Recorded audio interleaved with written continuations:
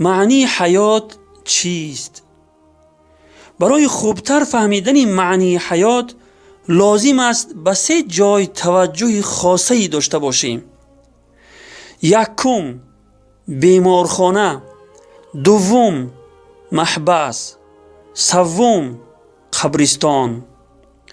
در بیمارخانه انسان خوب درک می کند که هیچ چیز در دنیا به نعمت تنصیحتی و سلامتی برابر شدن نمی تواند.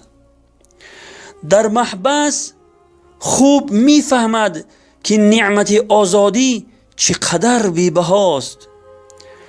در قبرستان خوب می فهمد که حیات هیچ ارزشی ندارد.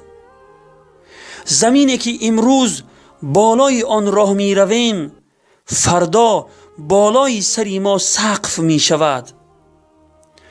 آنگاه مونس و دستگیر و نجات بخش ما تنها عملهای نیک خود ما می باشد. پس این حیات را که خداوند برای ما و شما داده است خوب غنیمت بدانیم و پیش از آن که مرگ به سراغ ما و شما بیاید فرصت را غنیمت دانسته عملهای نیک را بیشتر انجام بدهیم. و السلام علی من اتبع الهدى.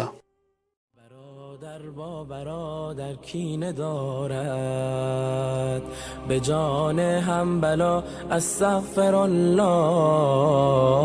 نه حرمت بر پدر یا مادر خیش، نه شرمی نه حیا استغفر الله.